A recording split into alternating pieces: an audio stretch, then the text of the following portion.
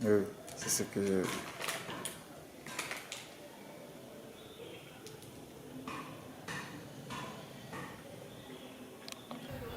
Bonjour monsieur. Oui, bonjour. Je Présentez-vous. réponds au nom de monsieur Anthony Théa, peintre décorateur de profession et président de l'association coopérative du centre d'exposition artisanale de Zérekoré. Monsieur Anthony Thia, nous sommes aujourd'hui dans votre centre, le centre artisanal de Zérekoré. Dites-nous d'entrée de jeu comment le centre fonctionne. D'abord, je peux vous dire que nous sommes installés dans cette forêt depuis 1992. Nous sommes organisés en groupe de travail. Nous avons d'abord une section qu'on appelle la section teinture forêt sacrée. Pourquoi forêt sacrée? Parce que la couleur marron que nos parents utilisaient après le retour du camp des initiés, après le retour du tatouage, c'est la couleur-là que les enfants portaient. C'est pourquoi directement on a surnommé teinture forêt sacrée. Donc la couleur marron est vraiment, c'est ce qui est reconnu mondialement. Donc nous avons une section de teinture. Nous avons une section aussi de sculpture, ce qui transforme le bois en statue, en masque et ainsi de suite. Nous avons aussi une section de calligraphie, ceux qui font les tableaux de paysages et les portraits. Nous avons aussi une section qui transforme le bambou en gobelet, en thermos. Et nous avons aussi une section des raffiateurs qui font coudre des sacs en raffia. Donc nous avons presque 5 sections. Mais nous avons créé une association coopérative à notre niveau pour éviter, non seulement pour qu'il y ait la paix, l'amour, l'union entre nous, sans distinction de race, d'ethnie, de religion. Nous coopérons tous ensemble. En cas de problème, nous nous unissons et nous faisons tout ensemble.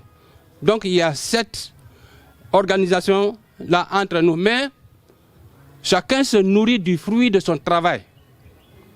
Donc voilà en bref notre organisation au sein du centre d'exposition artisanale de Zérekoré. Vous avez parlé de la création de ce centre qui existait depuis 1972 et 92.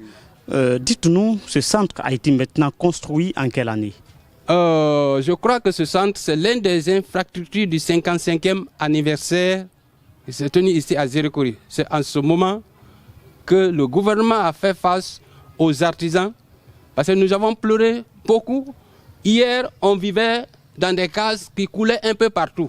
Mais vu l'importance des artisans, le gouvernement a dit qu'il fallait au moins construire un beau bijou pour leur donner. C'est pourquoi, à cette occasion, ici à Zérekoré, le 55e anniversaire qui s'est passé ici à Zérekoré, le gouvernement a fait face à nous pour construire ce beau bijou et nous donner. Vous avez parlé de cette section qui existe au niveau de ce centre. Dites-nous comment vous parvenez à avoir la matière première. C'est ce qui est encore aujourd'hui le gros du problème aujourd'hui, la matière première. Il y a beaucoup la matière première qui se trouve en rupture de stock dans les marchés, dans les villages et qu'on n'arrive pas à acquérir en gros puisque nous n'avons pas les moyens. Et aussi encore les agents de forêt tels que les écorces des arbres que les femmes utilisent, le bois que les sculpteurs utilisent et même le raffia. L'environnement défend afin qu'on puisse couper ou bien parvenir à avoir ces matières. Or que c'est ces matières-là que nous travaillons avec. Donc nous lançons un appel vraiment au gouvernement afin qu'il puisse nous faciliter cette tâche pour que nos œuvres que nous confectionnons ici, pour que nous sommes là non seulement à développer la forêt, même la République de Guinée, nous voulons que ce lieu touristique revête même une renommée internationale. Donc nous lançons un appel afin que les autorités nous facilitent la tâche. Ok. Vous avez parlé de visite des touristes qui viennent. Est-ce que c'est fréquent? Comment ça se passe? Aujourd'hui, le tourisme n'est pas ouvert ici à Zéro-Corée. C'est peut-être compte tenu de la route ou bien de quoi. Le tourisme n'est pas vraiment ouvert à Zéro-Corée. Tout ce que nous faisons ici se limite seulement ici à Zéro-Corée. Sinon, nos produits devaient être même vendus sur le marché international, national et international. Mais les touristes, le peu de touristes qui viennent, rarement, nous avons la haine, nous avons la mal, comment on peut dire, non seulement le peu qui viennent de l'extérieur du pays, c'est eux seulement qui nous facilitent à acheter nos produits. Donc, je peux dire, nous lançons l'appel au gouvernement afin qu'il puisse toucher vraiment la porte des bailleurs de fonds, afin que les touristes viennent nous visiter au moins, visiter le centre. Un mot de la fin, un message à l'endroit de la population de Zéro-Corée pour encore beaucoup plus valoriser ce centre, parce que oui, c'est vrai que vous avez parlé de ceux qui viennent de l'extérieur, mais aussi ceux qui sont là peuvent apporter beaucoup plus à ce centre en venant visiter, en venant acheter ce qui est authentique ici dans ce centre.